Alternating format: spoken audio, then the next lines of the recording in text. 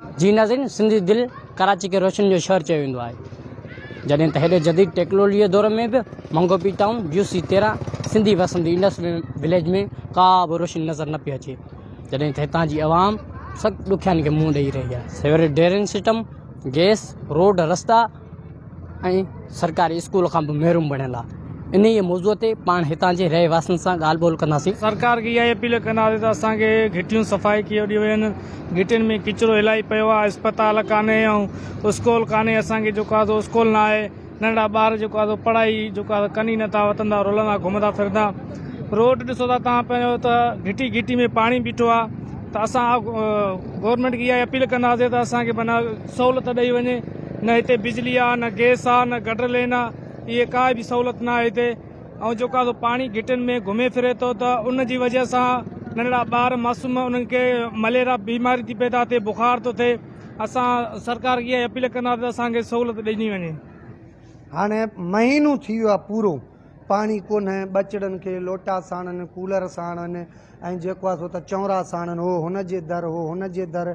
भले दर दर छो था, पाणी हुजे त अॻिलो बि ॾींदो न।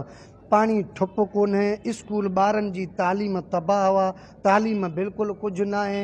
ऐं सेवरेज लाइन बिल्कुलु कोन्हे। ॿ यूनियन काउंसिलर जो मेंबर आहे, अलाह ख़ुशि रखेसि, अब्दुल कादिर ॾेपर साहिबु, भाउ अला हुनखे ख़ुशि रखे। उनजा उहिदेदार बि हिकु ॿ दफ़ा आया हुया, चई विया त असां को न को सेटअप कंदासीं, लेकिन न करे सघिया। पर ज़िमेदारी आहे यूनियन कमेटी जी। यूनियन कमेटी असां 500 रुपया मेंटेस वठे थी हर महीने। 1000 घर आहे, 1000 खां 2000 ताईं आहे इंडस 2 खे कटे, फेस 1 फेस 2। ऐं पाणी कोन्हे, सेवरेज न आहे, रोड रस्तो हाल ॾिसो था त माना हिकिड़ो ॾींहुं बि हिकिड़ो 5-10 मिंट बारिश अचे त गुज़रण जो को रस्तो कोन्हे। पाणी खां महरूम, तालीम खां महरूम, रोड रस्ते खां महरूम। सर अफ़सोस जहिड़ी ॻाल्हि आहे त असां कहिड़े इशू ते ॻाल्हायूं। हिते त हज़ारे असां सां इहे ई मसइला आहिनि। असल में तव्हांखे मिसाल हिकिड़ो ॾींदुमि त असां माल वारा माण्हू आहियूं, माल धारींदा हुआसीं त पोइ असां 2 कुता धारींदा हुआसीं त असां जेको रिढ खणी वञे या का बकरी खणी वेंदो त 2 कुता असां धारे छॾींदा हुआसीं। पर उहो साॻियो ई कमु हाणे हितां जा सरमाएदार जेके जागीरदार आहिनि त 2-4 माण्हू रखी था अचनि, 10-20 उन कुते जी जाइ ते कमु था कनि। जो कंहिंजे ख़िलाफ़ु ॻाल्हायूं या कंहिंजो प्रकार खणी था अचूं त असांखे कूड़े फायरिंग जूं धमकियूं ऐं वग़ैरह वग़ैरह असां ते कई मरतबा हमला इहे कया विया आहिनि।